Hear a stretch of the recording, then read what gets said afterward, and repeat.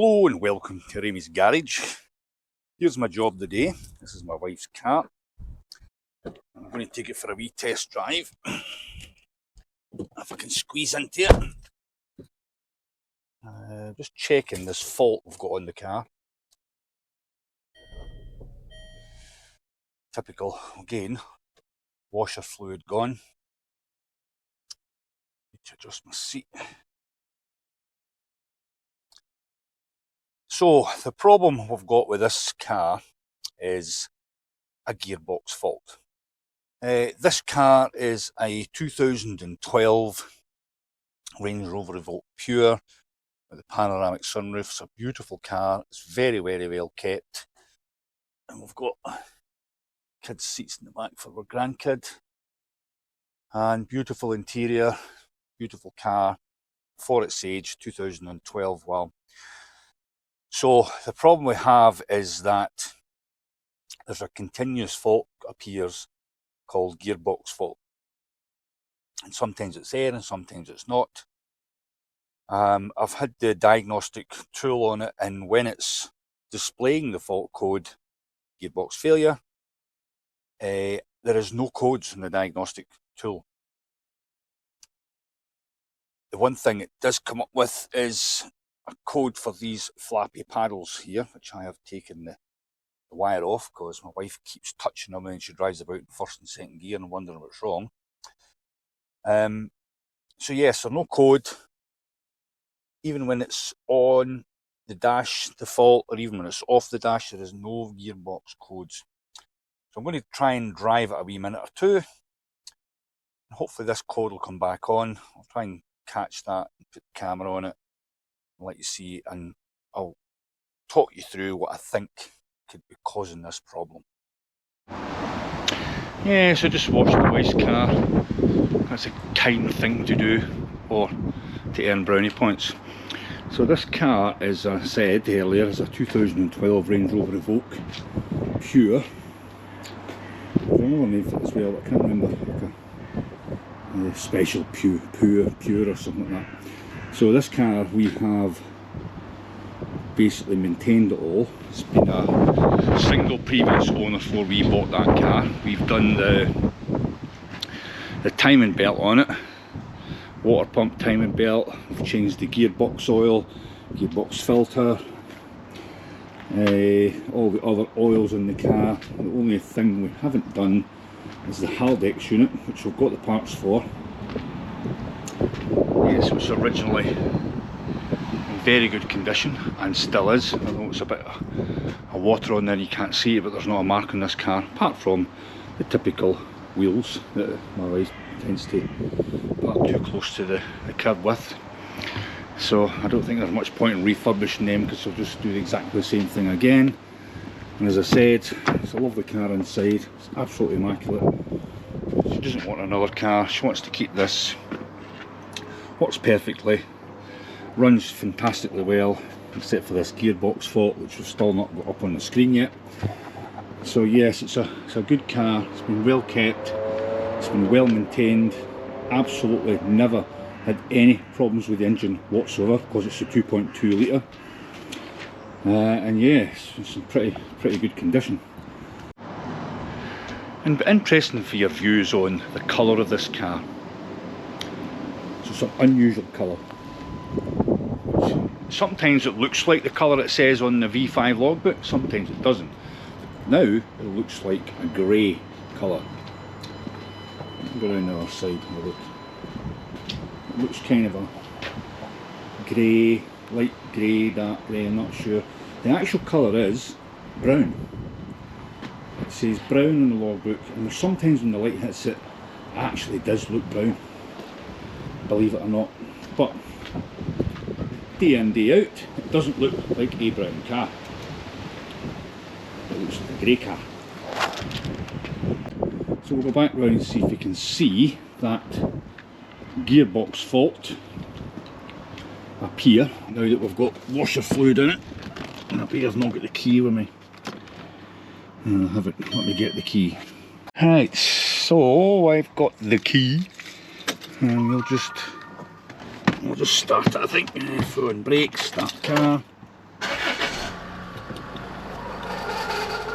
You squeak from the belt because I've cleaned the engine there. So we've got no faults. Red triangles because the bonnet's open or the door's open.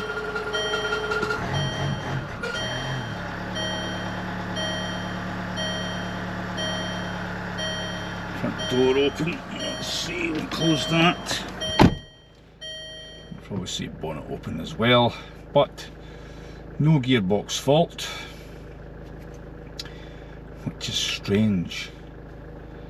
Okay, so this is the first time it's not giving the fault, and I'm trying to show the fault on the car. Can you believe that? That's just typically my luck. The minute we give the keys back to the wife, she will drive it and say that fault appeared again. So once it appears, I'll get a wee look at it.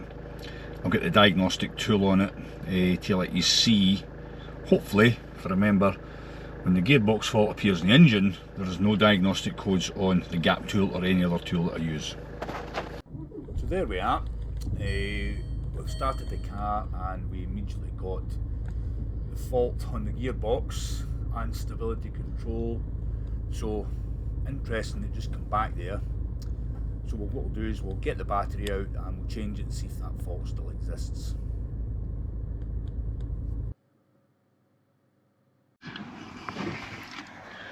Right, so we're under the car. This is the left-handed side of the car.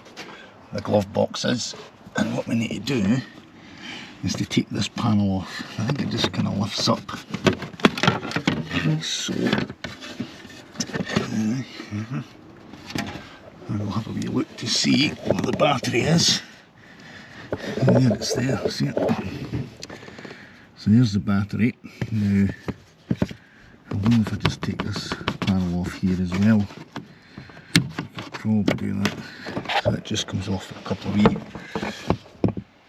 clips. I think there's actually one missing, these wee clips here. Just check if that's going to come out there. It's giving us a wee bit of a better view of it. So let's get some tools. Let's see if we can pry that out. I think this should move up a wee fraction, like so. I just popped that out there. Sorry, knocked the camera there. It's back a wee bit.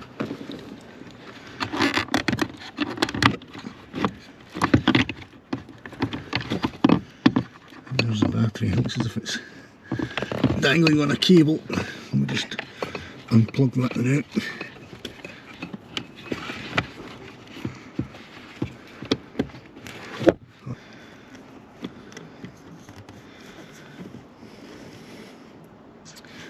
There's a wee funny connection on that.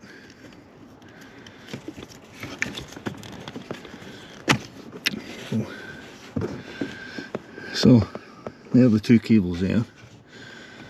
That one there looks like purple and yellow, goes to the positive, and the black one goes to the negative. So let's have a look at the battery we've bought. Right, so this is the battery that came out of the car. Auxiliary battery. And this is the one, I think it was about 20 quid off Amazon. PS 1212, PS 1212, 12 volt, 1.2 amp hours. Yeah, so it looks the same, so I think it's just a matter of sticking that back in, although this has got a wee bit of a different connection on it there. It looks as if it's soldered on, so I'm not sure if we actually need that or not. Anyway, if we need to take that off, I'll desolder that. We'll stick it back on there. I just thought I'd check the voltage whilst my soldering iron heats up.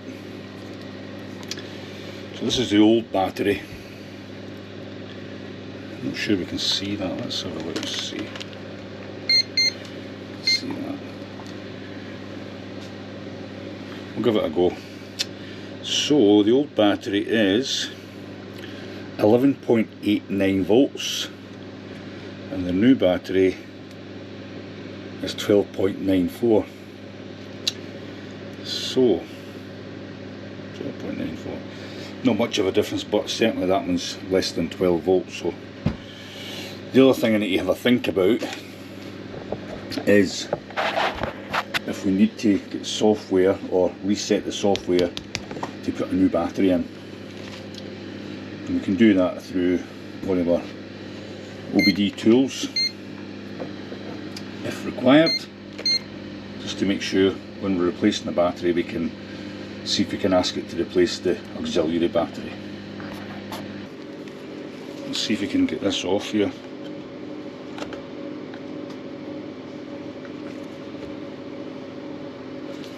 It should be hot enough.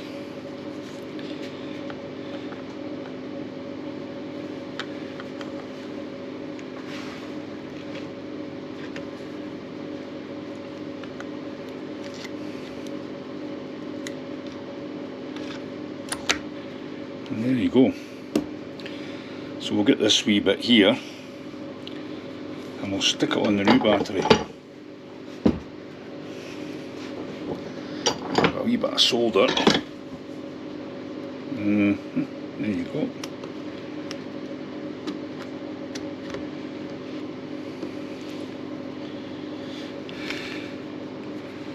Stick a wee bit of solder in there. At least that's then back to the way it should have been. I'll stick my wee protective cover on it now. Not that that's going to do very much, but however, no will not, can't be arsed doing that. Yeah, I'll stick a bit of solder on there and then we'll get it fitted. Right, we've got a wee bit of flux on this just to let the solder flow a wee bit better. Shouldn't really take much, to be honest with you.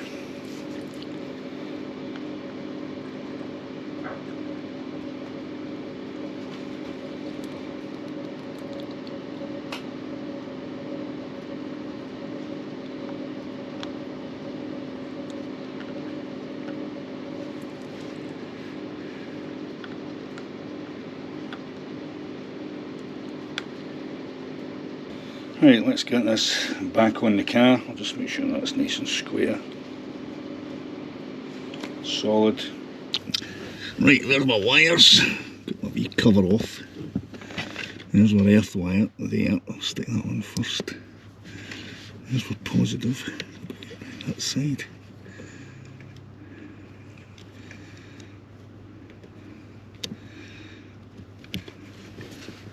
Right, that's it.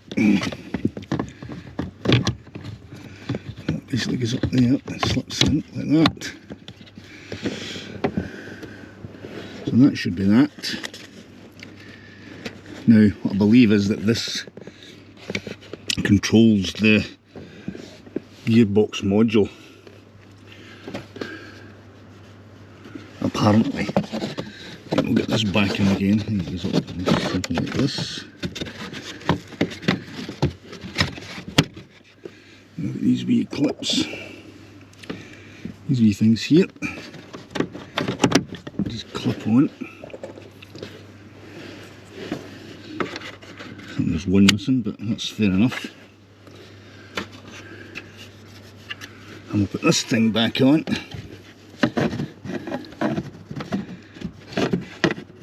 Just try to see how that goes on there. That's it, basically. Right. That's that. So I'll get the diagnostic tool out and see if there's a way we need to program that battery. Right, we've got the ignition on. Any service required. We'll start the car and see what happens. So we've got no faults, so let's get the phone out. I'll reposition myself here.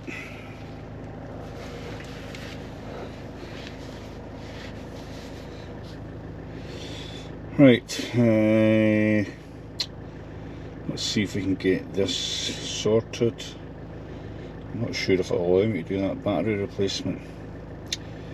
Is this the big battery or the wee battery? think that's probably going to be the big battery. So it is. I'll just run a faults test on it.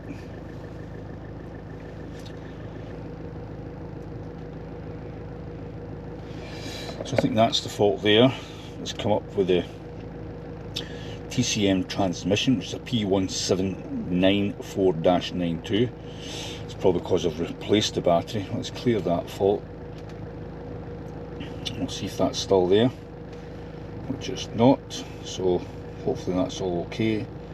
I'm just going to clear the rest of them. I know I've got a couple of faults on the steering wheel with the flappy paddles, as I mentioned there. So that's the two faults have come up, the body control fault, steering wheel right hand switch, we know about that one. HVAC, humidity sensor circuit general failure. Yeah, so we'll know the two faults are there, so we've got no codes for any batteries. And we don't have any warnings on the dash. I've got a gearbox fault, let's make sure we try that. And it's all working fine.